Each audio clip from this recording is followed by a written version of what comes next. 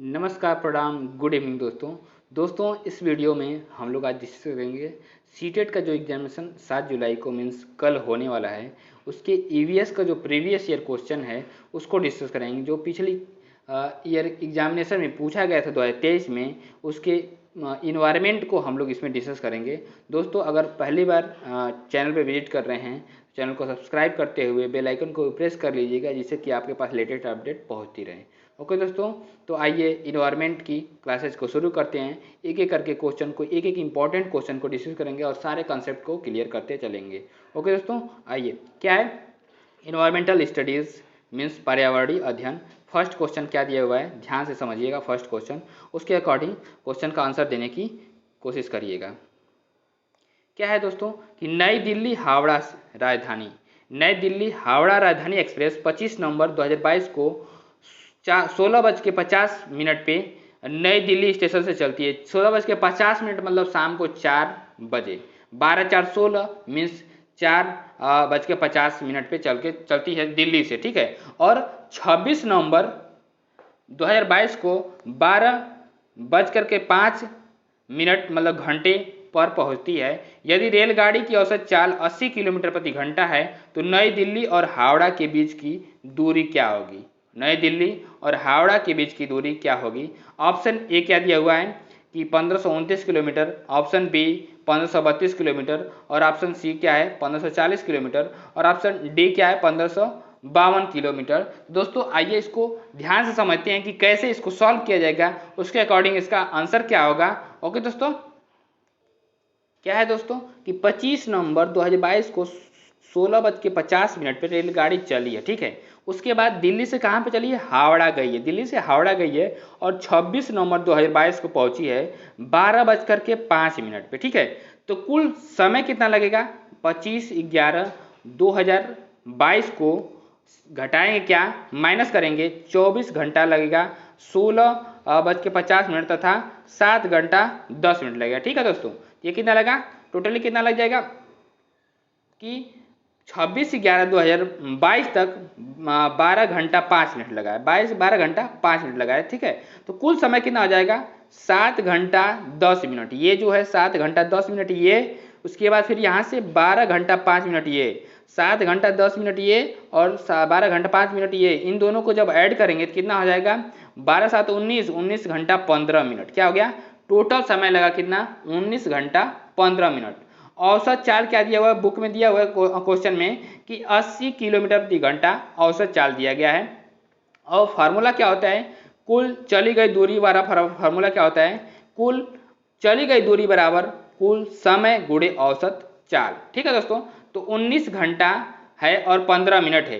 15 minute को अगर हम घंटे में चेंज करेंगे तो 60 से डिवाइड कर देंगे, तो इसलिए 19 घंटा 15/60 हो जाएगा, ठीक है। ये घंटा हो जाएगा इंटू 80 किलोमीटर प्रति घंटा की चाल से चल रही है। अब इन दोनों को जब मल्टीप्लाई कर देंगे तो क्या आ जाएगा? कुल दूरी आ जाएगा, कुल दूरी आ जाएगा। तो कितना आ जाएगा? मिनट को घंटा में बदलने के लिए 60 से भाग देता है, ये जहाँ जो यहाँ पे ऐसे किया गया है वो तो किया गया, ठीक है। तो क्या है कि 1155 टोटली कितना आ गया? इसको जब सॉल्व करेंगे तो 1155/60, इसका सॉल्व करने के बाद 1155/60 इंटू 80 आ गया। अब इसको काटने के बाद, इन सबको काटने के बाद टोटली कितना? 1540 किलोमीटर आएगा। कितना गया? 1540 किलोमीटर आ जाएगा। तो ऐसे सॉल्व करेंगे तो दोस्तों अतः कुल दूरी कितना आ जाएगी? 1540 किलोमीटर। तो इसका राइट ऑप्शन हो जाएगा, इसका राइट ऑप्शन हो जाएगा ऑप्शन सी, 1540 किलोमीटर दूरी हो जाएगी, 1540 किलोमीटर। नेक्स्ट क्वेश्चन की तरफ चलते हैं। नेक्स्ट क्वेश्चन है क्वेश्चन नंबर 2, उसकी तरफ चलते हैं। ध्यान से समझिएगा क्या दिया है क्वेश्चन नंबर 2 कि कल्पना कीजिए कि आप एक उद्यान या पार्क में हैं। कहाँ पे हैं? बाग या पार्क में हैं और भूकंप आ गया। आप सुरक्षा की कौन सी युक्ति अपनाएंगे? देखिए भूकंप के बारे में बहुत सारी चीज़ें आपको बताई गई होंगी क्लास 8 में, ठीक है। क्लास 8 में भी है, क्लास 7 में भी है एससीईआरटी में, तो वो चीज़ें वहाँ पे पढ़े होंगे। वो कॉन्सेप्ट को क्लियर करना है तो जिससे सीटेट को पास करने में आपको आसानी हो जाएगी, ठीक है। ऑप्शन ए क्या दिया हुआ है कि इमारतों से दूर खुले में रहना चाहिए। तो अगर बाग में है तो इमारत तो बनी ही नहीं रहेगी, तो उससे दूर रहना चाहिए, ठीक है। उसके बाद बी क्या दिया हुआ? निकटतम इमारत से भाग जाना चाहिए। इमारत में तो रहना ही नहीं चाहिए। ये सही हो सकता है कि इमारत से दूर खुले में रहना चाहिए, ठीक है। और निकटतम इमारत में भाग जाना चाहिए, ये भी ये गलत है, ठीक है, उस बी वाला गलत है। उसके बाद सी वाला क्या दिया हुआ है, सी क्या दिया हुआ है कि निकटतम वृक्ष के नीचे खड़े हो जाने। तो जब भूकंप आता है तो वृक्ष के नीचे हमको खड़ा नहीं होना चाहिए। उसके बाद क्या है, डी क्या दिया हुआ है कि निकल करके पार्क से निकल करके भागते हुए निकटतम सड़क पर जाना चाहिए। तो नहीं दोस्तों, सड़क पे भी नहीं जाना चाहिए। मीन्स कहने का मतलब क्या है कि आपको ओपन एरिया में चला जाना चाहिए, जहाँ पे न पेड़ हो, ना जहाँ पे न कोई खंभा हो, जहाँ पे न कोई घर हो, जिससे कि अगर गिरती भी है तो दूर रहेंगे तो आपको कोई भी हानि नहीं होगी। दोस्तों इसका राइट ऑप्शन हो जाएगा ऑप्शन ए, इमारतों से दूर खुले में खड़ा होना चाहिए। ओके दोस्तों, आइए इसके डिस्क्रिप्शन को डिस्कस कर लेते हैं। डिस्क्रिप्शन क्या है ध्यान से समझिएगा, क्योंकि डिस्क्रिप्शन को अगर समझे रहेंगे तो और भी क्वेश्चन ऐसे प्रकार के सॉल्व करने में आपको दिक्कत नहीं होगी। यदि हम उद्यान पार्क में हैं और भूकंप आ गया है तो हम सुरक्षा के लिए इमारतों से दूर खुले में रहेंगे। शेष विकल्प सुरक्षा की दृष्टि से ही सही नहीं है। यदि आप खुली जगह पर हैं तो तब तक वहां रुकें जब तक कि भूकंप के झटके न रुक जाएं। खुली जगह में वहां पर तब तक रहना जब तक कि भूकंप के झटके न रुक जाएं। अब सिस्मोलॉजी क्या होता है, सिस्मोलॉजी इसको ध्यान से समझिएगा कि भूगर्भशास्त्र की क्या, भूगर्भशास्त्र मतलब पृथ्वी के अंदर की एक विशेष शाखा जिसमें भूकंपों का अध्ययन किया जाता है उसे सिस्मोलॉजी कहलाता है। भूकंप में 3 तरह के कंपन होते हैं, भूकंप में 3 तरह के कंपन होते हैं। अब इसको भी समझ लीजिए कौन कौन से होते हैं। आप फर्स्ट क्या, प्राथमिक अथवा पी तरंगे, द्वितीयक अथवा एस तरंगे, और क्या है सतही अथवा एल तरंगे। क्या है एल तरंगे। नोट क्या है, प्रधानमंत्री नरेंद्र मोदी ने गुजरात के भुज में 28 अगस्त 2022 को भारत का पहला भूकंप स्मारक स्मृति वन नाम से राष्ट्र को समर्पित किया। क्या, स्मृति वन के नाम से राष्ट्र को समर्पित किया है। आइए नेक्स्ट क्वेश्चन की अब चलते हैं, क्वेश्चन नंबर 3। क्वेश्चन नंबर 3 क्या है, ध्यान से देखिएगा। क्वेश्चन नंबर 3 है कि निम्नलिखित में से कला के कौन से रूप में प्राकृतिक रंगों जैसे नील, हल्दी से मिश्रित और पुष्पों के वड़ों एवं पेड़ों की छाल से मिश्रित चावल के रंगीन पेस्ट से चित्रकला करना, पेंटिंग बनाना निहित है। इन चारों ऑप्शन में से कौन सा है, मतलब कि नेचुरल कलर के द्वारा यूज करके जो पेंटिंग बनाई जाती है तो कौन सा है। तो option A Madhubani painting, option B Warli painting, option C जो है कलमकारी पेंटिंग, ऑप्शन डी जो है फुलकारी पेंटिंग।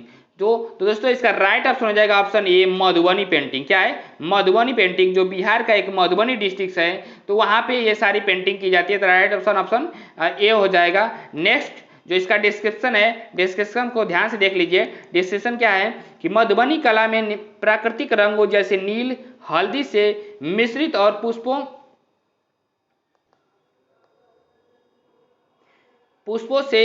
के वड़ों एवं पेड़ की छाल से मिश्रित चावल के रंगीन पेस्ट से चित्रकला करना या पेंटिंग बनाना निहित है। इसके अलावा कुछ प्रमुख चित्रकला एवं उनसे संबंधित राज्य हैं। कौन कौन से हैं इसको भी देख लीजिएगा, क्योंकि ये भी इम्पोर्टेंट है। क्या है कि मधुबनी जो पेंटिंग बिहार से रिलेटेड है और वर्ली पोस्टिंग जो है पेंटिंग जो है महाराष्ट्र से। वर्ली एक डिस्ट्रिक्ट भी है, कहाँ पे, महाराष्ट्र में। कलमकारी पेंटिंग जो है आंध्र प्रदेश से है और फुलकारी कहाँ से है, हरियाणा से है। दोस्तों नेक्स्ट क्वेश्चन की तरफ चलते हैं, क्वेश्चन नंबर 4। क्वेश्चन नंबर 4 क्या है, ध्यान से समझिएगा। क्वेश्चन नंबर 4, ऐसे भोज्य पदार्थ, क्या है, ऐसे भोज्य पदार्थ के एक समुच्चय का चयन कीजिए जिन्हें पौधे के समान भाग से प्राप्त किया जाता है। क्या, पौधे के समान भाग से प्राप्त किया जाता है। ऑप्शन ए सेब, गन्ना, अदरक, गाजर। उसके बाद क्या, ऑप्शन बी हरी मटर, जीरा, चना, गेहूं। नेक्स्ट क्या है ऑप्शन सी क्या दिया हुआ है कि पालक, जीरा, आलू, पत्ता गोभी। नेक्स्ट क्या है, सेब, टमाटर, अदरक, खुबानी। दोस्तों इसका राइट ऑप्शन हो जाएगा ऑप्शन बी हरी मटर, जीरा, चना और गेहूं। राइट ऑप्शन बी हो जाएगा। ओके दोस्तों, आइए इसके डिस्क्रिप्शन को डिस्कस कर लेते हैं। डिस्क्रिप्शन क्या है ध्यान से समझिएगा। डिस्क्रिप्शन को समझे रहेंगे तो इससे आपके और सारे क्वेश्चंस को भी सॉल्व करने में आसानी मिलेगी। हरी मटर, जीरा, चना और गेहूं को पौधे के समान भाग बीज से प्राप्त किया जाता है। भोजन के रूप में पौधे का नाम क्या है, ठीक है, भोजन के रूप में पौधे का नाम क्या है, बैगन, मिर्च, सेब, फल। खाने योग्य भाग क्या है, फल है। बैगन, मिर्च और सेब ये फल खाने योग्य भाग है उसका। मूंगफली, सरसों, सोयाबीन, हरी मटर, जीरा, चना ये सब क्या है, बीज हैं, ये सब क्या है, बीज हैं, सीड्स हैं। आलू और अदरक क्या है, तना है। मूली, चुकंदर, सलजम, शकरकंद ये जड़ें हैं। ओके दोस्तों, आइए नेक्स्ट क्वेश्चन के क्वेश्चन नंबर 5। क्वेश्चन नंबर 5 क्या है, ध्यान से समझिएगा कि नीचे क्या दिया गया है, नीचे घटनाओं का क्रम दिया गया है जिससे नदी के जल में अत्यधिक प्रदूषण हो गया है। सही क्रम ज्ञात कीजिए, सही क्रम ज्ञात कीजिए। ऑप्शन ए क्या दिया हुआ है, नदी के जल की गंध, अम्लता और रंग प्रभावित होते हैं। ऑप्शन बी क्या है, जल में जलीय जीवन, जल में जलीय जीवन जीवित नहीं रह सकता है। ऑप्शन सी क्या है, ऑप्शन सी क्या है कि सभी व्यवहारिक उद्देश्यों के लिए नदी मृत हो गई है। ऑप्शन डी, जल में हानिकारक रसायन अधिकता में छोड़े गए हैं। ये मतलब स्टेटमेंट 4 दिए गए थे, उनको सजाना था। तो ऑप्शन में कि ए में क्या दिया हुआ है, ए बी सी डी, और ऑप्शन बी क्या है, बी सी डी ए, और ऑप्शन सी क्या है, डी ए बी सी, और ऑप्शन डी क्या है, डी बी ए सी। दोस्तों इसका राइट ऑप्शन हो जाएगा ऑप्शन सी। क्या हो जाएगा right option, option C. D को सबसे पहले रखेंगे, उसके बाद ए को, उसके बाद बी को, और उसके बाद सी को। ओके दोस्तों, आइए इसके डिस्क्रिप्शन को डिस्कस कर लेते हैं। ध्यान से समझिएगा डिस्क्रिप्शन क्या है कि नदी के जल में अत्यधिक प्रदूषण हो गया है, जिसका सही क्रम इस प्रकार है। क्या, सर्वप्रथम जल में हानिकारक रसायन अधिकता में छोड़े गए और जिससे नदी के जल की गंध, अम्लता और रंग प्रभावित होते हैं, जिसके कारण जल में जलीय जीव जीवित नहीं रह सकते हैं और इसके कारण सभी व्यवहारिक उद्देश्यों के लिए नदी मृत हो गई है। इसीलिए विकल्प सी के अंतर्गत दिए गए कथन डी ए बी सी को सही क्रम रखा गया है। नेक्स्ट क्वेश्चन की चलते हैं, क्वेश्चन नंबर 6। क्वेश्चन नंबर 6 क्या है, ध्यान से देखिएगा। क्वेश्चन नंबर 6 क्या है कि निम्नलिखित में से कौन से पौधे का प्रवर्धन बीजों द्वारा होता है, कौन से पौधों का प्रवर्धन बीजों द्वारा होता है। ऑप्शन ए गन्ना, आलू, पत्ता गोभी। ऑप्शन बी चावल, गेहूं, ओट्स। ऑप्शन सी क्या है, आलू, गुलाब, गन्ना। ऑप्शन सी क्या है, ऑप्शन डी क्या है, गेहूं, गन्ना, चावल। तो दोस्तों इसका राइट ऑप्शन हो जाएगा ऑप्शन बी, जो चावल, गेहूं, ओट्स। ये बीजों के द्वारा प्रवर्धन होता है, किससे, बीजों के द्वारा प्रवर्धन होता है। राइट ऑप्शन ऑप्शन बी हो जाएगा। आइए इसके डिस्क्रिप्शन को डिस्कस कर लेते हैं। डिस्क्रिप्शन को ध्यान से समझिएगा क्योंकि इससे और भी रिलेटेड क्वेश्चन को सॉल्व कर सकते हैं। चावल, गेहूं और ओट्स का प्रवर्धन बीजों द्वारा होता है। एक बीज से एक पौधा और इस पौधे द्वारा अनेक बीज प्राप्त होते हैं, अर्थात एक पौधे से अनेक पौधे तैयार करने की विधि को प्रवर्धन कहा जाता है। प्रवर्धन का दूसरा नाम प्रसारण है। बीजों द्वारा प्रवर्धन, जब बीजों से पौधे तैयार किए जाते हैं तो उसे बीजों द्वारा प्रवर्धन कहते हैं। क्या कहते हैं, बीजों द्वारा प्रवर्धन कहते हैं। नेक्स्ट क्या है, कायिक प्रवर्धन क्या होता है, जड़, तना, पत्ती, शाखा, कली पौधे के अंग होते हैं और इनके किसी भी अंग से जो नया पौधा तैयार किया जाता है तो उसे कायिक प्रवर्धन कहते हैं। क्या कहते हैं, कायिक प्रवर्धन कहते हैं। नेक्स्ट क्वेश्चन की चलते हैं, क्वेश्चन नंबर 7। क्वेश्चन नंबर 7 क्या है, इसको ध्यान से देखिएगा। क्वेश्चन नंबर 7 क्या दिया है, निम्नलिखित में से कौन सा भोजन उस राज्य के लोगों का मुख्य भोजन है जहां से पीवी सिंधु संबंध रखती है। क्या, पीवी सिंधु संबंध रखती है। ऑप्शन ए क्या है, इडली, चटनी, चावल, सांभर। ऑप्शन बी रोटी, दाल, सब्जी, आलू पराठा। उसके बाद फिर क्या है, ऑप्शन सी क्या दिया हुआ है कि रोटी, सांभर, बांस की करी और मछली करी, फिश करी। ऑप्शन डी मछली करी, टैपियोका और चावल। दोस्तों इसका राइट ऑप्शन हो जाएगा, इसका राइट ऑप्शन हो जाएगा ऑप्शन ए, इडली, चटनी, चावल, सांभर। क्या हो जाएगा राइट ऑप्शन, ऑप्शन ए हो जाएगा। ओके दोस्तों, आइए इसके डिस्क्रिप्शन को डिस्कस कर लेते हैं। तो दोस्तों डिस्क्रिप्शन क्या है, ध्यान से देखिएगा क्योंकि डिस्क्रिप्शन से क्वेश्चंस ज़्यादा पूछे जाते हैं। टोक्यो ओलंपिक 2020 में पीवी सिंधु ने बैडमिंटन प्रतियोगिता में कांस्य पदक अपने नाम किया था। पीवी सिंधु का संबंध भारत के आंध्र प्रदेश राज्य से, कौन से राज्य से है, आंध्र प्रदेश राज्य से है। आंध्र प्रदेश राज्य का मुख्य भोजन इडली, चटनी, चावल और सांभर है। ओके दोस्तों, आइए नेक्स्ट क्वेश्चन की तरफ चलते हैं।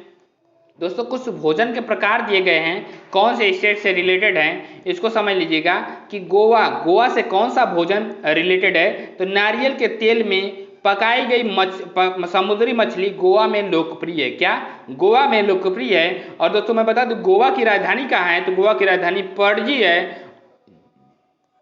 और दोस्तों मैं ये भी बता दूं कि सबसे पहले पुर्तगाल जो है इंडिया में आए थे पुर्तगाली, और उसके बाद सबसे लास्ट में यहीं से गोवा से ही पुर्तगालियों को ऑपरेशन चला करके इनको भगाया गया था। ओके दोस्तों, आइए नेक्स्ट क्या है, नेक्स्ट जो है केरल है। केरल में कौन सा भोजन यूज किया जाता है उस पर डिस्कस करते हैं। केरल, उबले हुए टैपियोका को नारियल का उपयोग करके बनाई गई किसी भी करी के साथ केरल में लोकप्रिय रूप से भोजन के तौर पर पकाया जाता है। क्या भोजन के तौर पे पकाया जाता है। नेक्स्ट जम्मू कश्मीर का क्या है, जम्मू कश्मीर में खाना सरसों के तेल में पकाई गई मछली जम्मू कश्मीर में लोकप्रिय होती है। सरसों के तेल में, क्या मस्टर्ड ऑयल के तेल में पकाई गई जो मछली होती है बहुत ही फेमस होती है जम्मू कश्मीर में।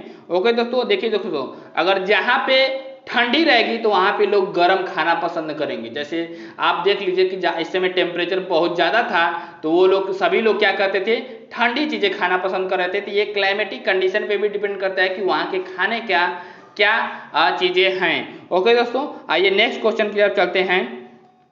क्वेश्चन नंबर 8, क्वेश्चन नंबर 8 क्या दिया हुआ है, ध्यान से समझिएगा।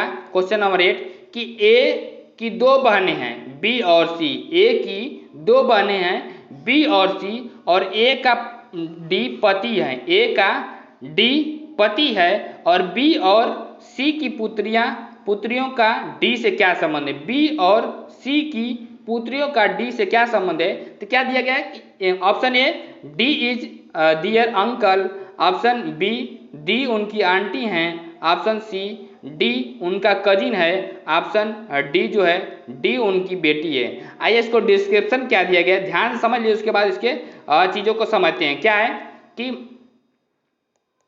महिला का प्रतीक किससे दिखाएंगे, जीरो से दिखाएंगे, मतलब कि सर्कल से। उसके बाद पुरुष का प्रतीक त्रिभुज से, पति पत्नी का जो प्रतीक है इक्वल टू से दिखाएंगे। ठीक है, तो क्या है डी जो है क्या है कि पति है, डी क्या है पति है। ठीक है, किसका, डी जो है ए का पति है और ए जो है ए की बहन बी है। क्या है, ए की बहन बी है और सी बी की बहन सी है। ठीक है, तो बी की पुत्री और सी की पुत्री, इन दोनों की पुत्री डी से क्या संबंध होगा। तो क्या हो जाएगा, ये हो जाएगा कि अंकल लगेंगे। क्या लगेंगे, अंकल लगेंगे, इनके अंकल लगेंगे। ओके दोस्तों, तो इसका राइट ऑप्शन हो जाएगा क्या, ए हो जाएगा। इसका राइट ऑप्शन हो जाएगा क्या, ए हो जाएगा। राइट ऑप्शन ए हो जाएगा कि D is their uncle means D उनके अंकल लगेंगे। ठीक है, बी और सी बी और सी की पुत्रियों का डी से अंकल या मौसा का संबंध होगा। ओके दोस्तों, आइए नेक्स्ट क्वेश्चन की तरफ चलते हैं। क्वेश्चन नंबर 9, क्वेश्चन नंबर 9 क्या है, ध्यान से समझिएगा कि निम्नलिखित में से किसकी वायु द्वारा फैलने की संभावना है। सूरजमुखी, उसके बाद फिर क्या है, आँख, मदार, ऑप्शन सी आम, ऑप्शन डी जैंथेनियम। तो दोस्तों इसका राइट ऑप्शन हो जाएगा ऑप्शन बी आँख मतलब मदार जो होता है उसमें कॉटन रहता है, तो कॉटन से ही वो फैलता है, फैल जाएगा तो जाकर एक जगह से दूसरे जगह जाकर के वो जम जाता है दोस्तों। ओके दोस्तों, आइए इसके डिस्क्रिप्शन को डिस्कस कर लेते हैं। डिस्क्रिप्शन को ध्यान से समझ लीजिएगा कि आँख, मदार की फैलने की संभावना वायु द्वारा होती है। आँख के पौधे शुष्क, ऊसर और ऊंची भूमि प्रायः सर्वत्र देखने को मिलते हैं। इस वनस्पति के विषय में साधारण समाज में यह भ्रांति फैली हुई है कि आग का पौधा विषैला होता है तथा यह मनुष्य के लिए घातक है, और इसके विपरीत यदि आग का सेवन उचित मात्रा में योग्य तरीके से अनुभवी वैद्य की निगरानी में किया जाए तो अनेक रोगों में इससे बड़ा फायदा होता है। क्या होता है, अनेक रोगों में इससे बड़ा फायदा होता है। सावधानी, मदार के दूध को आँख में नहीं लगाना चाहिए, इसके लगाने से आँख की दृष्टि जाने का डर रहता है और आदमी अंधा हो सकता है। ओके दोस्तों, आइए नेक्स्ट क्वेश्चन की तरफ चलते हैं। नेक्स्ट क्वेश्चन नंबर 10 की तरफ चलते हैं। क्वेश्चन नंबर 10 क्या है, ध्यान से समझिएगा कि आप दुकान से गेहूं लेते हैं और आपकी माँ उसकी रोटियां बनाती है। गेहूं से रोटी बनाने की प्रक्रिया से सही क्रम का चुनाव कीजिए। ठीक है, तो क्या है, ऑप्शन ए, एक पात्र में आटा लें, आटा गूथे, रोटी सेकें, गेहूं का आटा बनाएं। ये गलत है। उसके बाद फिर क्या है, उसके बाद बी वाला क्या है, ध्यान से समझिएगा। बी दिया हुआ है कि गेहूं का आटा बनाएं, एक पात्र में आटा लें, आटा को गूंथें, गूंथे आटे के पेड़े बनाएं और रोटियां सेकें। ये राइट ऑप्शन हो सकता है। नेक्स्ट क्या है, ऑप्शन सी, आटा गूंथे, गेहूं को पीसे, रोटी बेले और रोटियां सेकें। नेक्स्ट क्या है, ये नहीं होगा। नेक्स्ट क्या है, डी। डी क्या है, डी को ध्यान से देखिएगा कि गेहूं से आटा पीसें, गूंथे आटे को पेड़े बनाएं, रोटी सेकें और रोटियां बेलें। रोटी सेकने से पहले रोटी को बेला जाता है, इसलिए ये भी नहीं होगा दोस्तों। इसका राइट ऑप्शन हो जाएगा ऑप्शन बी। क्या हो जाएगा right option, option B. Means गेहूं का आटा बनाएं, एक पात्र में आटा ले, आटा गूंथे, गूंथे आटे के पेड़े बनाएं और रोटियां सेके। राइट ऑप्शन ऑप्शन बी हो जाएगा। ओके दोस्तों, आइए इसके डिस्क्रिप्शन को डिस्कस कर लेते हैं। डिस्क्रिप्शन में उससे ज़्यादा कुछ दिया नहीं है, बट इसको समझ लीजिए कि यदि मैं दुकान से गेहूं लाता हूं और मेरी माँ उसकी रोटियां बनाती है, तो गेहूं से रोटी बनाने का सही क्रम इस क्रम में होगा। गेहूं का आटा बनाएं, एक पात्र में आटा ले, आटा गूंथे और आटे के पेड़े बनाएं, आटे की रोटियां सेके। इस प्रकार कहा जा सकता है कि विकल्प बी सत्य है। ओके दोस्तों, नेक्स्ट क्वेश्चन की ओर चलते हैं। Question number 11। क्वेश्चन नंबर 11 क्या है, ध्यान से देखिएगा।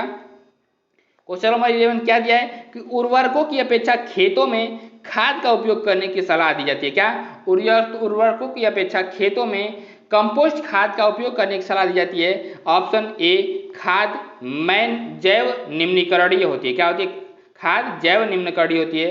ऑप्शन बी, खाद से एक प्रबल रासायनिक अभिक्रिया नहीं होती है। और उसके बाद फिर क्या है, ऑप्शन सी जो है, खाद से मृदा सूक्ष्म रंध्र बनते हैं। ऑप्शन डी क्या है, खाद की बड़ी मात्रा में आवश्यकता होती है। ठीक है, खाद की बड़ी मात्रा में आवश्यकता होती है। ऑप्शन क्या दिया हुआ है, ध्यान से समझिएगा। ये स्टेटमेंट दिया गया था, ऑप्शन को समझ लीजिए कि क्या दिया है कि ऑप्शन ए दिया हुआ है, ए और बी सही है। Option B, A B C सही है। ऑप्शन सी, बी और सी सही है। और ऑप्शन डी क्या है, सी और डी सही है। दोस्तों इसका राइट ऑप्शन हो जाएगा, इसका राइट ऑप्शन हो जाएगा ऑप्शन बी, ए बी और सी। कौन, ए बी और सी, राइट ऑप्शन बी हो जाएगा। आइए डिस्क्रिप्शन को डिस्कस कर लेते हैं। डिस्क्रिप्शन को ध्यान से समझिएगा। ठीक है, कि उर्वरकों की अपेक्षा खेतों में खाद का उपयोग करने की निम्न सलाह निम्न कारण से दी जाती है। ऑप्शन ए, खाद जैव निम्नीकरणीय है। खाद से एक प्रबल रासायनिक अभिक्रिया नहीं होती है। थर्ड, खाद से मृदा में सूक्ष्म रंध्र बनते हैं। फोर्थ क्या है, जैविक खाद के उपयोग से भूमि की गुणवत्ता में सुधार आता है। फिफ्थ क्या है, खाद के उपयोग से भूमि की जल धारण क्षमता बढ़ती है। भूमि की जल धारण क्षमता बढ़ती है। नेक्स्ट क्वेश्चन की तरफ चलते हैं। क्या है, कुछ जैविक खेती हेतु प्रमुख जैविक खाद एवं दवाइयाँ दी गई है, जैसे नाडेप, मुर्गी की खाद, हरी खाद, जैव उर्वरक, बायोगैस स्लरी, वर्मी कंपोस्ट, गोबर की खाद, पिट कंपोस्ट। ये सब क्या है, जैविक खेती हेतु प्रमुख खाद दिए गए हैं। नेक्स्ट क्वेश्चन की तरफ चलते हैं। Question number 12। क्वेश्चन नंबर 12 क्या दिया हुआ है, ध्यान से समझिएगा कि आप गंगा नदी के किनारे बसे स्थानों का भ्रमण करना चाहते हैं। आप किन किन स्थानों के समुच्चय का चयन करेंगे। Option A, Kolkata, Kanpur, Varanasi. Option B, Patna, Hyderabad, Varanasi. Option C, Bhubaneswar, Puri, Darjeeling. और ऑप्शन डी क्या है, दिल्ली, कोलकाता और प्रयागराज। तो ओके दोस्तों, इसका राइट ऑप्शन हो जाएगा, राइट ऑप्शन हो जाएगा ऑप्शन ए, कोलकाता। कोलकाता में भी गंगा नदी है, कानपुर में भी गंगा नदी है, उसके बाद वाराणसी में भी गंगा नदी किनारे पे बसी हुई है। तो राइट ऑप्शन क्या हो जाएगा, ए हो जाएगा। आइए इसके डिस्क्रिप्शन को डिस्कस कर लेते हैं। डिस्क्रिप्शन को ध्यान से समझिएगा। डिस्क्रिप्शन को समझे रहेंगे तो और भी क्वेश्चन सॉल्व करने में आपको आसानी मिलेगी। यदि आप गंगा नदी के किनारे बसे स्थानों का भ्रमण करना चाहते हैं तो आप कोलकाता, कानपुर, वाराणसी जैसे शहरों के समुच्चय का चयन करेंगे। गंगा नदी हिमालय गंगोत्री में शुरू होती है और बंगाल की खाड़ी में गिरने से पूर्व हरिद्वार, कानपुर, प्रयागराज, वाराणसी, पटना, मुंगेर, भागलपुर, कोलकाता आदि शहरों से होकर के गुजरती है। गंगा नदी भारत की सबसे लंबी नदी है, 2525 किलोमीटर इसकी लंबाई है। ओके दोस्तों, आइए नेक्स्ट क्वेश्चन की तरफ चलते हैं। Question number 13। क्वेश्चन नंबर 13 क्या है, ध्यान से समझिएगा कि निम्नलिखित में से कौन सा युग्म सही है। गेहूं मूसला जड़ और धनिया मूसला जड़, गाजर झकड़ा जड़। और क्या है, राइट डी क्या है कि बांस मूसला जड़। तो दोस्तों इसका राइट ऑप्शन हो जाएगा इसका राइट ऑप्शन हो जाएगा ऑप्शन बी धनिया मूसला जड़। राइट ऑप्शन ऑप्शन बी हो जाएगा, धनिया जो होती है उसकी मूसला जड़ धनिया मूसला जड़ होती है। आइए इसके डिस्क्रिप्शन को डिस्कस कर लेते हैं, किसके जड़ कौन से होते हैं, क्योंकि ये ज़्यादा इंपॉर्टेंट पॉइंट है। देखिए क्या है कि मूसला जड़ गाजर धनिया मूली में पाया जाता है, झगड़ा जड़ गेहूं धान जौ में पाया जाता है, और अपस्थानिक जड़ बरगद घास में पाया जाता है। जड़ों के कार्य क्या होते हैं? जड़ों का प्राथमिक कार्य पौधों को स्थिर बनाए रखना, पानी और घुले हुए खनिजों का अवशोषण करके उन्हें तने तक पहुंचाना और संरक्षित खाद्य पदार्थों का भंडारण करना है। ओके दोस्तों, आइए next question question number 14। Question number 14 क्या है, ध्यान से समझिएगा कि निम्नलिखित में से कौन सा जीव सांप सर्प कछुए और गिरगिट का निकटतम संबंधी है? तो ऑप्शन ए मेढक, ऑप्शन बी छिपकली और ऑप्शन सी चमगादड़, ऑप्शन डी मछली। दोस्तों इसका राइट ऑप्शन हो जाएगा ऑप्शन बी जो छिपकली है। क्या है? छिपकली हो जाएगी। ओके दोस्तों, आइए इसके डिस्क्रिप्शन को डिस्कस कर लेते हैं। ध्यान से समझिएगा डिस्क्रिप्शन कि सांप सर्प कछुए और गिरगिट का निकटतम संबंधी छिपकली है, क्योंकि सांप सर्प कछुए छिपकली तथा मगरमच्छ सरीसृप श्रेणी में आते हैं और हर्पेटोलॉजी विज्ञान की वह शाखा है जिसके अंतर्गत उभयचरों तथा सरीसृपों का अध्ययन किया जाता है। किसका? उभयचरों तथा सरीसृपों का अध्ययन किया जाता है। आइए नेक्स्ट क्वेश्चन की तरफ चलते हैं। देखिए दोस्तों, सरीसृप वर्ग के जंतुओं के कुछ प्रमुख लक्षण होते हैं, ये क्या होते हैं इसके बारे में डिस्कस करते हैं। इनमें वास्तविक स्थलीय कशेरुकी जंतु है, ये असमतापी जंतु है। क्या है? असमतापी जंतु है। इनमें 2 जोड़ी पाद होते हैं, मतलब पैर होते हैं। श्वसन फेफड़े के द्वारा होता है। कंकाल पूर्णतः अस्थिल होता है। और 5वां क्या है, इनके अंडे कैल्शियम कार्बोनेट की बनी कवच से ढके रहते हैं। क्या? कैल्शियम कार्बोनेट की कवच से बने ढके होते हैं। उसका 5th क्या है, हृदय सामान्यतः त्रिकक्षीय होता है, लेकिन मगरमच्छ का हृदय 4 कक्षीय होता है। नेक्स्ट क्वेश्चन की तरफ चलते हैं, क्वेश्चन नंबर 15। क्वेश्चन नंबर 15 क्या है, इसको ध्यान से देखिएगा कि निम्नलिखित में से पेंगुइन का क्या एक अभिलाक्षणिक गुण नहीं है? ऑप्शन ए, उनकी त्वचा मोटी और उनके शरीरों में बहुत वसा होता है। और क्या है कि ऑप्शन बी, उनके शरीर धारा रेखी होता है। और नेक्स्ट क्या है ऑप्शन कि वे अपना रंग आसपास के वातावरण के अनुसार बदलते हैं। ऑप्शन डी, वे साथ साथ इकट्ठे होकर के चलते हैं। दोस्तों इसका राइट ऑप्शन हो जाएगा ऑप्शन सी, वे अपना रंग आसपास के वातावरण से बदलते हैं। क्या है? बदलते हैं। ओके दोस्तों, आइए इसके डिस्क्रिप्शन को डिस्कस कर लेते हैं। डिस्क्रिप्शन क्या है, ध्यान से समझ लीजिए कि पेंगुइन अपना रंग आसपास के वातावरण के अनुसार बदलते हैं। यह अभिलाक्षणिक गुण पेंगुइन से संबंधित नहीं है। यह संबंधित नहीं के बारे में पूछ रहा है, संबंधित नहीं है। जबकि पेंगुइन की त्वचा मोटी होती है और उनके शरीर में बहुत वसा पाई जाती है। उनके शरीर धारा रेखे होते हैं और वे साथ साथ इकट्ठे होकर के वे सभी पेंगुइन के अभिलाक्षणिक गुण हैं। ये क्या है? अभिलाक्षणिक गुण है और सब ये सी नहीं है। ठीक है दोस्तों, आइए नेक्स्ट क्वेश्चन के चलते हैं। Question number 16। क्वेश्चन नंबर 16 क्या दिया हुआ है, ध्यान से समझिएगा।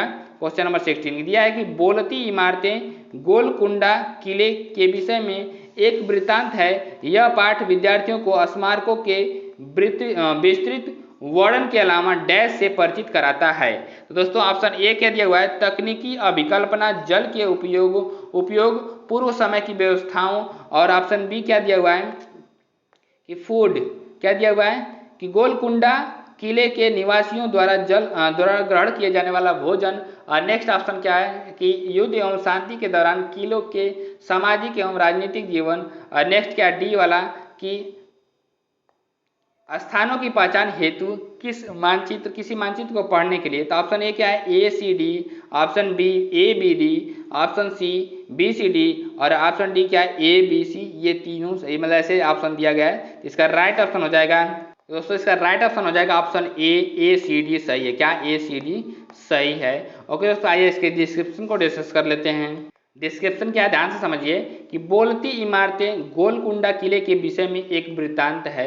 यह पाठ विद्यार्थियों को स्मारकों के विस्तृत वर्णन के अलावा तकनीकी अभिकल्पना, जल के उपयोग, पूर्व समय की व्यवस्थाओं व युद्ध एवं शांति के दौरान किलों का सामाजिक एवं राजनीतिक जीवन तथा स्थानों की पहचान हेतु किसी मानचित्र को पढ़ाने से परिचय कराता है। गोलकुंडा किले का निर्माण 13वीं शताब्दी में काकतीय वंश के शासकों ने करवाया था। क्या? गोलकुंडा किले का निर्माण काकतीय वंश के शासकों ने करवाया था। ओके दोस्तों, नेक्स्ट क्वेश्चन किया चलते क्वेश्चन नंबर 17। क्वेश्चन नंबर 17 क्या है, ध्यान से समझिएगा। क्या है क्वेश्चन? ईवीएस का एक पार्ट खत्म हो जाए तो डैश विषय यात्रा प्रस्तुत करता है। क्या? विषय यात्रा प्रस्तुत करता है, किंतु यह विषय यातायात तक ही सीमित नहीं है, लेकिन इसका एक विस्तृत और अधिक रुचिकर परिप्रेक्ष्य है। निम्नलिखित में से कौन इस परिप्रेक्ष्य का उदाहरण है? तो ऑप्शन ए क्या है, लोग विभिन्न दूरियों तक जाने में विभिन्न प्रकार के वाहनों का उपयोग करते हैं। नेक्स्ट ऑप्शन क्या है? नेक्स्ट ऑप्शन बी है कि विभिन्न वाहनों में भिन्न भिन्न प्रकार के ईंधनों का उपयोग किया जाता है। ऑप्शन सी क्या है कि विद्यार्थियों को हमारे देश के विभिन्न शहरों में और विभिन्न वर्षों में पेट्रोल और डीजल जैसे ईंधनों की दर ज्ञात करनी है। और ऑप्शन डी क्या है कि कुछ वाहन ट्रैक पर दौड़ते हैं और कुछ सड़कों पर और कुछ हवा में उड़ते हैं। दोस्तों इसका राइट ऑप्शन हो जाएगा ऑप्शन सी। राइट ऑप्शन क्या हो जाएगा? Option C. विद्यार्थियों को हमारे देश के विभिन्न शहरों में और विभिन्न वर्षों में पेट्रोल और डीजल की जैसे ईंधन की दर ज्ञात करनी है। ओके दोस्तों, आइए डिस्क्रिप्शन को डिस्कस कर लेते हैं। डिस्क्रिप्शन को ध्यान से समझिए। डिस्क्रिप्शन क्या है कि ईवीएस का एक पार्ट खत्म हो जाए तो विषय यात्रा प्रस्तुत करता है, किंतु यह विषय यातायात तक ही सीमित नहीं है, लेकिन इसका विस्तृत और अधिक रुचिकर परिप्रेक्ष्य है। इस परिप्रेक्ष्य का एक उदाहरण है विद्यार्थियों को हमारे देश के विभिन्न वर्षों में और पेट्रोल डीजल जैसे ईंधनों की दर ज्ञात करनी है। ओके दोस्तों, नेक्स्ट क्वेश्चन क्या करते हैं? Question number 18। क्वेश्चन नंबर 18 क्या है, ध्यान से समझिएगा कि ब्लूम की रूपांतरित वर्गीकी ब्लूम की रूपांतरित वर्गीकी के अनुसार संज्ञानात्मक प्रक्रिया का उच्चतम वर्ग है। ऑप्शन ए समझ, ऑप्शन बी अनुक्रिया, ऑप्शन सी सृजन, ऑप्शन डी जो है क्या विश्लेषण। तो दोस्तों इसका राइट ऑप्शन हो जाएगा ऑप्शन सी क्रिएट हो जाएगा। क्या? क्रिएट में सृजन हो जाएगा। Right option C. आइए इसके डिस्क्रिप्शन को डिस्कस कर लेते हैं। देखिए दोस्तों इसका डिस्क्रिप्शन क्या है, ब्लूम की रूपांतरित वर्गीकी के अनुसार संज्ञानात्मक प्रक्रिया का उच्चतम वर्ग सृजन है। क्या है? क्रिएट है, सृजन है। ठीक है। बेंजामिन ब्लूम का वर्गीकी 3 पदानुक्रमित मॉडल का एक समूह है जो शैक्षिक अधिगम उद्देश्यों के वर्गीकरण को संदर्भित करता है। वर्गीकरण में ब्लूम ने अधिगम के 3 पक्षों की पहचान की है। 3 पक्षों की पहचान की, जिसमें संज्ञानात्मक, कॉग्निटिव डेवलपमेंट, भावात्मक और मनोगत्यात्मक विकास शामिल हैं। बेंजामिन ब्लूम एक अमेरिकी शैक्षिक मनोवैज्ञानिक थे। क्या? शैक्षिक मनोवैज्ञानिक थे, जिन्होंने शैक्षिक उद्देश्यों के वर्गीकरण के सिद्धांत में योगदान दिया है। ब्लूम ने एक पुस्तक लिखी है। क्या लिखा है? ब्लूम ने एक पुस्तक लिखी है जिसका नाम टैक्सोनॉमी ऑफ एजुकेशन ऑब्जेक्टिव्स था। ब्लूम टैक्सोनॉमी 1956 में प्रकाशित हुई थी। कब? 1956 में प्रकाशित हुई और ब्लूम के वर्गीकरण को शिक्षा के उद्देश्यों के नाम से जाना जाता है। ओके दोस्तों, आइए नेक्स्ट क्वेश्चन की तरफ चलते हैं। क्वेश्चन नंबर 19 क्या है, ध्यान से समझिएगा। क्या है 19 क्वेश्चन कि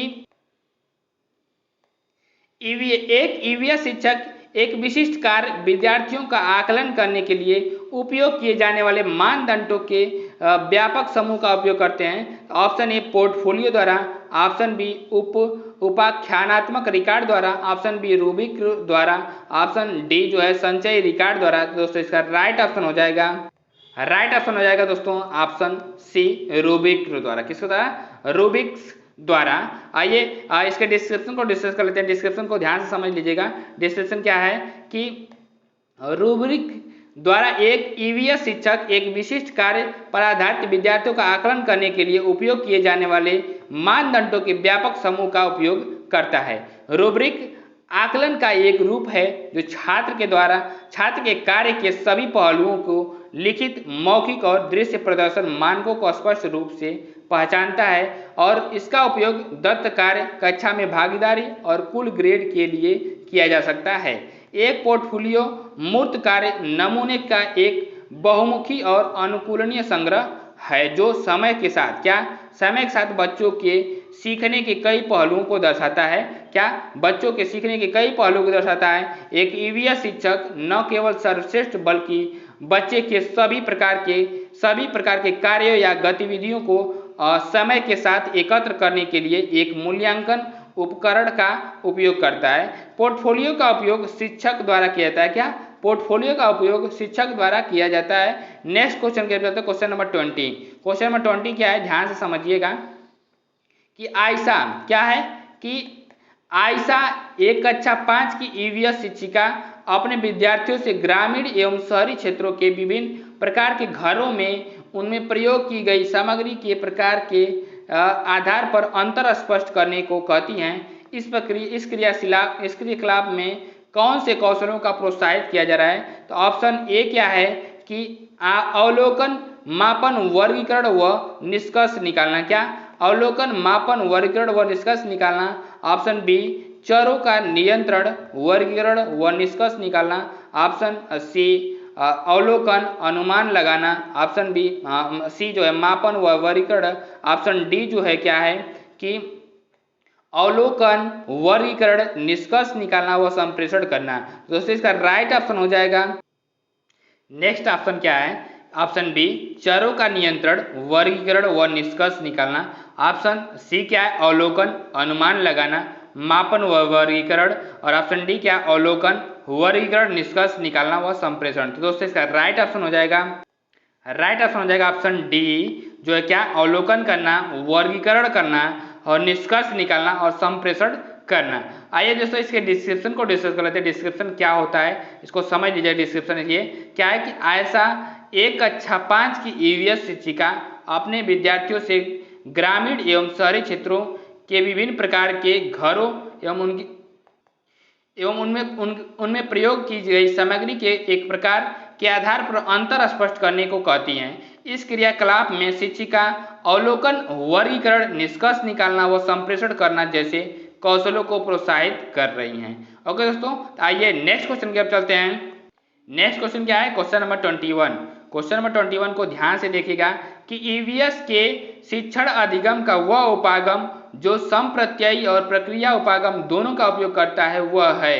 ऑप्शन ए सहयोगात्मक उपागम, ऑप्शन बी समाकलित उपागम, ऑप्शन सी क्रियाकलाप उपागम, ऑप्शन डी व्याख्यान संघ प्रदर्शन। तो दोस्तों इसका राइट ऑप्शन हो जाएगा, राइट ऑप्शन हो जाएगा ऑप्शन बी समाकलित उपागम, मतलब इंटीग्रेटेड अप्रोच। क्या, इंटीग्रेटेड अप्रोच को हम लोग शुरू करेंगे। ठीक है, अब उसके बाद क्या इसका डिस्क्रिप्शन क्या है, ध्यान से समझ लीजिए। डिस्क्रिप्शन क्या है कि समाकलित उपागम ईवीएस के शिक्षण अधिगम का वह उपागम है जो संप्रत्ययी और प्रक्रिया उपागम दोनों का उपयोग करता है। शिक्षण की इस प्रक्रिया प्रणाली को उपागम कहते हैं। उपागम को अंग्रेजी में अप्रोच कहते हैं। क्या कहते हैं, अप्रोच कहते हैं। यदि इसे दूसरे शब्दों में कहा जाए तो कुछ सीखने का तरीका जो सीखने वालों की मदद करने के लिए कक्षा की गतिविधियों, तकनीकों का उपयोग करता है वह उपागम की श्रेणी में आता है। अतः यह निष्कर्ष निकालता है कि उपागम हमें बताती है कि कैसे पढ़ाएं। क्या, उपागम हमें बताती है कैसे पढ़ाएं। नेक्स्ट क्वेश्चन की चलते हैं, क्वेश्चन नंबर 22। क्वेश्चन नंबर 22 क्या है, इसको ध्यान से देखिए। क्या है 22 क्वेश्चन कि रमा अपने विद्यार्थियों को बीजों के अनुकरण पाठ के शिक्षण की योजना बनाती है। वह विभिन्न बीजों को छू करके अपने बच्चों को उन्हें महसूस कराती है, तब वह बीजों को पहचानने एवं उनका नाम बताने को कहती है। वह शिक्षक की किस विधि का उपयोग कर रही है? ऑप्शन ए समस्या समाधान विधि, option B cooperative learning means सहयोगात्मक अधिगम, ऑप्शन सी प्रदर्शन विधि और ऑप्शन डी क्या है, व्याख्यान विधि। क्या है, व्याख्यान विधि। तो दोस्तों इसका राइट ऑप्शन हो जाएगा ऑप्शन सी प्रदर्शन विधि। क्या है, प्रदर्शन विधि के द्वारा। आइए इसके डिस्क्रिप्शन को डिस्कस कर लेते हैं। डिस्क्रिप्शन को ध्यान से समझिएगा कि रमा अपने विद्यार्थियों को बीजों के अंकुरण के पाठ शिक्षण योजना बनाती है। वह विभिन्न बीजों को छू करके अपने बच्चों को उन्हें महसूस कराती है, तब वह बीजों को पहचानने एवं उनका नाम बताने को कहती है। वह शिक्षण की प्रदर्शन विधि का उपयोग कर रही है। शिक्षण की प्रदर्शन विधि का उपयोग कर रही है। प्रदर्शन विधि में अध्यापक पाठ विषय के व्याख्यान के साथ साथ पाठ विषय से संबंधित आवश्यक प्रयोग स्वयं करके छात्रों को दिखाता है। किसी वस्तु के बारे में पढ़ाने, उस वस्तु को प्रदर्शित करके उस वस्तु की रचना एवं कार्य प्रणाली का वास्तविक रूप में ज्ञान कराता है। इस प्रयोगशाला विधि के जनक कौन है? जॉन डेवी हैं। मोरविल हैं, जो अमेरिका के महान दार्शनिक शिक्षक थे। क्या? दार्शनिक तथा शिक्षक थे। नेक्स्ट क्वेश्चन की ओर चलते हैं, क्वेश्चन नंबर 23। क्वेश्चन नंबर 23 क्या है, इसको ध्यान से समझिएगा कि टीना एक ईवीएस शिक्षिका हैं। क्या है? टीना एक ईवीएस शिक्षिका हैं।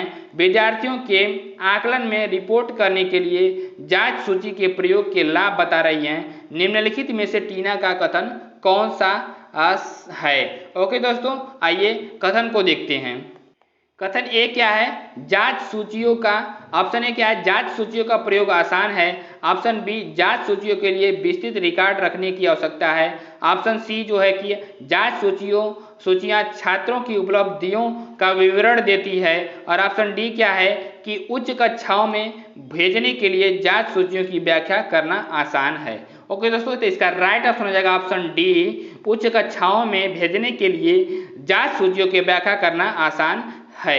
आइए इसके डिस्क्रिप्शन को डिस्कस कर लेते हैं। डिस्क्रिप्शन क्या है, ध्यान से समझिएगा डिस्क्रिप्शन कि टीना एक ईवीएस शिक्षिका शिक्षार्थियों के आकलन में रिपोर्ट करने के लिए जांच सूची के प्रयोग के लाभ बता रही हैं। और निम्नलिखित में से टीना का कथन उच्च कक्षाओं में भेजने के लिए जांच सूचियों की व्याख्या करना आसान है। आकलन उपकरण एक विशेष क्षेत्र में एक विद्यार्थी की अकादमिक क्षमताओं, प्रवाह और कौशलों को निर्धारित करने के लिए तकनीकें हैं। साथ ही साथ उस विषय क्षेत्र में अकादमिक दक्षता की दिशा में उनकी प्रगति भी है। ओके दोस्तों, आइए नेक्स्ट क्वेश्चन की ओर चलते हैं। Question number 24। क्वेश्चन नंबर 24 क्या है, ध्यान से समझिएगा कि यात्रा का विषय पढ़ाते समय निम्नलिखित में से कौन सा उदाहरण संवादात्मक शिक्षण का है? तो ओके दोस्तों, ऑप्शन ए क्या दिया हुआ है कि विद्यार्थियों से यात्रा से संबंधित चित्र एकत्रित करने के लिए कहना। और ऑप्शन बी क्या है कि विद्यार्थियों से आपस में यात्रा पर प्रदर्शन करने के लिए कहना। और ऑप्शन सी क्या है कि यात्रा तथा टिकटों के प्रकार, क्या? यात्रा तथा टिकटों के प्रकार पर शिक्षिका द्वारा डिजिटली प्रस्तुतिकरण दिखाना। ऑप्शन डी क्या है, शिक्षिका तथा विद्यार्थी मिल करके सुनते हैं तथा यात्रा संबंधी अपने अनुभवों के संदर्भ को प्रतिक्रिया में देते हैं। ओके दोस्तों, तो इसका राइट ऑप्शन हो जाएगा ऑप्शन डी, राइट हो जाएगा। शिक्षिका तथा विद्यार्थी मिलकर सुनते हैं तथा संबंधी अपने अनुभवों के संदर्भ में प्रतिक्रिया देते हैं। ओके दोस्तों, आइए डिस्क्रिप्शन को डिस्कस कर लेते हैं। डिस्क्रिप्शन को ध्यान से समझिएगा। डिस्क्रिप्शन क्या है कि यात्रा का विषय पढ़ाते समय शिक्षिका तथा विद्यार्थी मिलकर सुनते हैं तथा यात्रा संबंधी अपने अनुभवों के संदर्भ में प्रतिक्रिया देते हैं। क्या देते हैं? प्रतिक्रिया देते हैं। यह उदाहरण संवादात्मक शिक्षण का है और परस्पर संवादात्मक शिक्षण निर्देश देने के लिए, क्या करने के लिए? निर्देश देने का एक साधन है, जिसके द्वारा शिक्षक नियमित रूप से शिक्षक छात्र की बातचीत, छात्र की बातचीत और श्रव्य दृश्य के उपयोग और हाथों के प्रदर्शन के माध्यम से छात्रों को उनकी अधिगम की प्रक्रिया में सक्रिय रूप से शामिल करते हैं और छात्रों को लगातार सक्रिय प्रतिभागी बनाने के लिए प्रोत्साहित किया जाता है।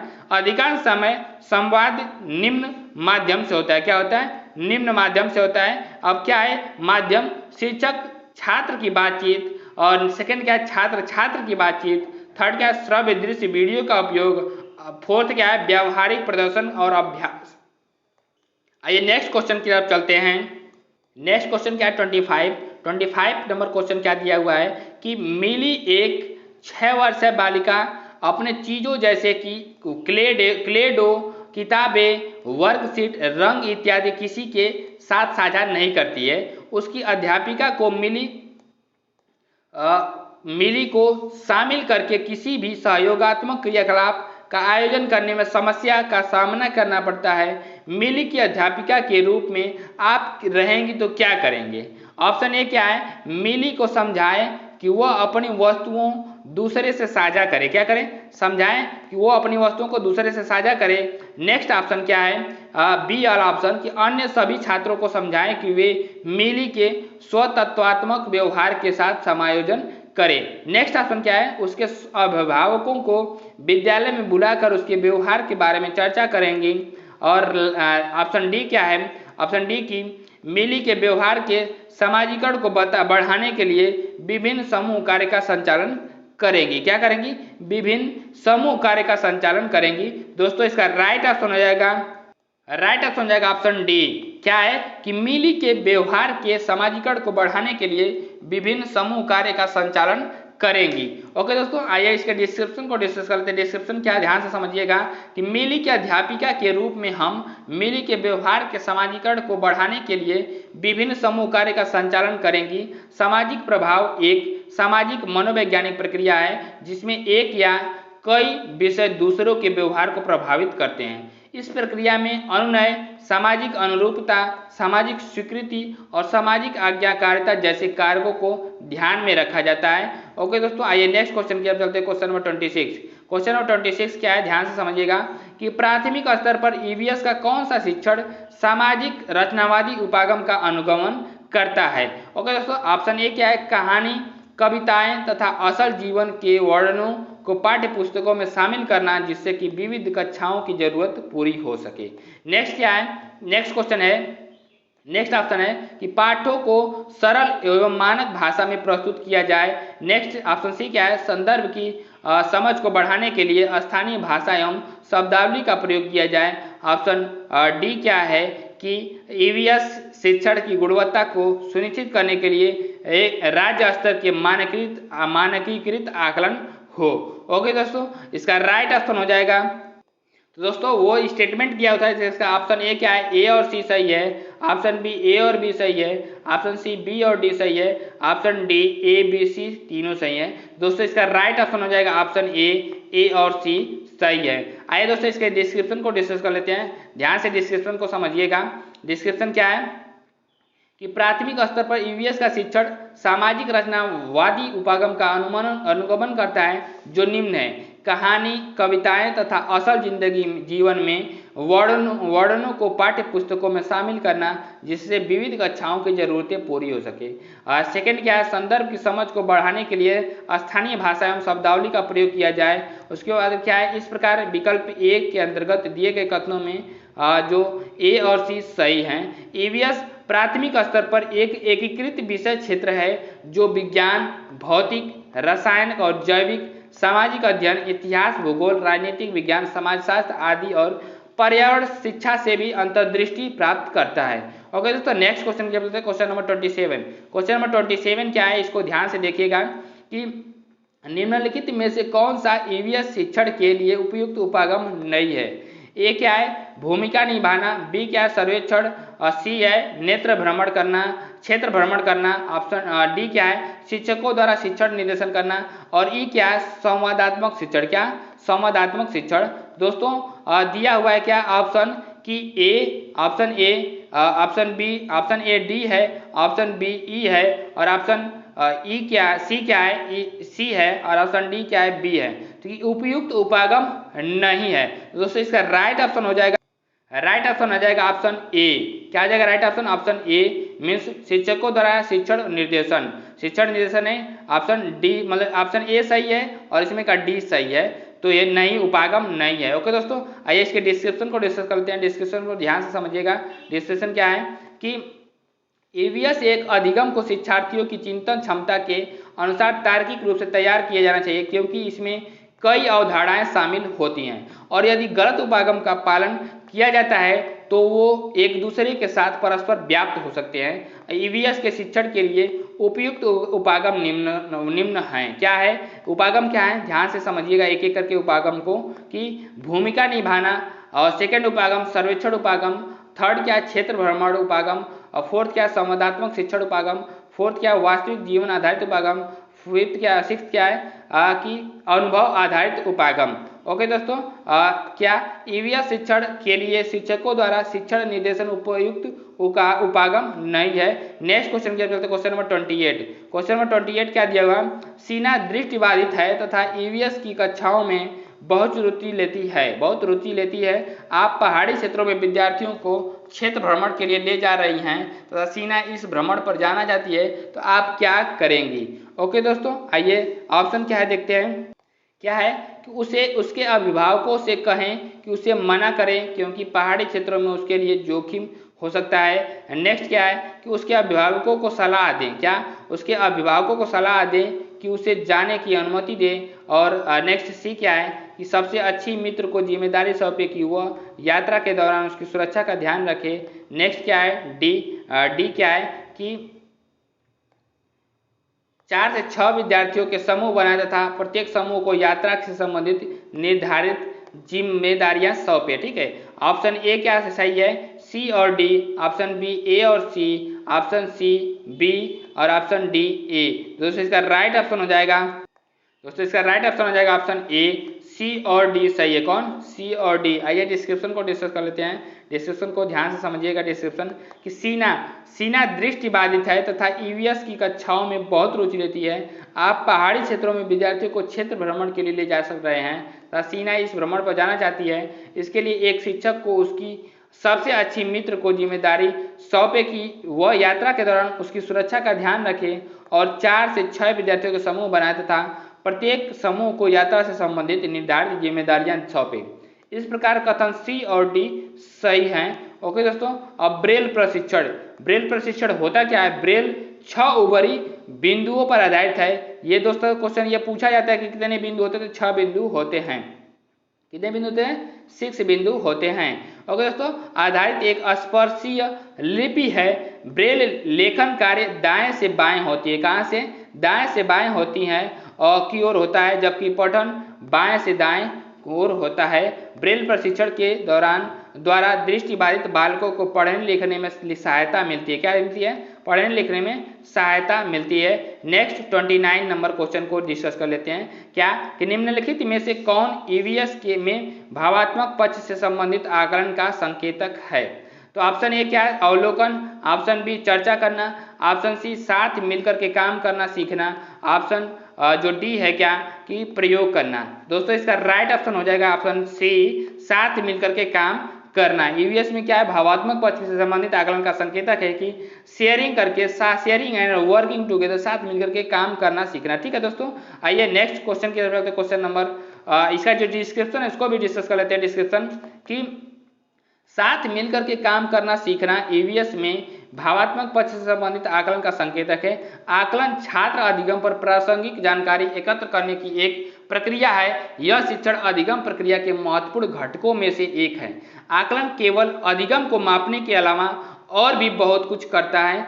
आकलन संकेतक प्रगति को संदर्भित करता है और जो छात्रों की मौलिक क्षमताओं और कौशल की पहचान करता है और छात्र परिणाम की ओर ले जाता है। ओके दोस्तों, अब और क्या है नेक्स्ट कि भावात्मक पक्ष से तात्पर्य है कि किसी वस्तु, विचार या अभिव्यक्ति को देख करके बनने वाली धारणा से है। यह अभिरुचि, अभिवृद्धि, भावनाएं, संवेदनाएं तथा मूल्यों से जुड़ा हुआ होता है। इससे छात्रों के भावात्मक गुस्सा, प्यार, उत्तेजित होना, रोना आदि रूप का विकास करना होता है। अगर दोस्तों नेक्स्ट क्वेश्चन की तरफ चलते हैं। नेक्स्ट क्वेश्चन नंबर 30 जो है उसको डिस्कस करते हैं। क्वेश्चन नंबर 30 क्या है? क्वेश्चन नंबर 30 की लास्ट क्वेश्चन है। ओके फ्रेंड्स, ईवीएस की कक्षा में जब कोई कक्षा कई अन्वेषी प्रश्न पूछता है तब वह अपने कौन से कौशल को बेहतर नहीं कर रही है? तो ऑप्शन ए सुनने के कौशल, ऑप्शन बी प्रदर्शन कौशल, ऑप्शन सी विवेचना कौशल और ऑप्शन डी जो है समालोचनात्मक चिंतन कौशल। दोस्तों इसका करेक्ट ऑप्शन हो जाएगा इसका बी। करेक्ट ऑप्शन बी, प्रदर्शन कौशल का उपयोग नहीं कर रहा है। दोस्तों आइए इसके डिस्क्रिप्शन को डिस्कस कर लेते हैं। डिस्क्रिप्शन को डिस्कस करते हैं। फ्रेंड्स, ईवीएस की कक्षा में जब कोई बच्चा कई अन्वेषी प्रश्न पूछता है तब वह अपने प्रदर्शन कौशल को बेहतर नहीं कर रहा है, जबकि बालक अपने सुनने का कौशल, विवेचना कौशल और समालोचनात्मक चिंतन कौशल को बेहतर कर रहा है। प्रश्न कौशल परिस्थितियों, वस्तुओं, अवधारणाओं और विचारों के बारे में प्रश्नों को तैयार करने और जवाब देने की क्षमता को संदर्भित करता है। प्रश्न स्वयं से या अन्य लोगों से प्राप्त हो सकते हैं। ईवीएस शिक्षण से कक्षा की पूछताछ की तकनीकी का उपयोग सीखने वालों में उत्सुकता जगाने के लिए किया जाता है। क्या? उत्सुकता जगाने के लिए किया जाता है। तो दोस्तों वीडियो यहीं पे एंड होती है। अगर दोस्तों वीडियो को पूरा देखने के लिए बहुत बहुत धन्यवाद। अगर आप पहली बार विजिट करें चैनल को सब्सक्राइब करते हुए बेल आइकन को भी प्रेस कर लीजिएगा, जिससे कि आपके पास लेटेस्ट अपडेट पहुंचती रहे। दोस्तों नमस्कार।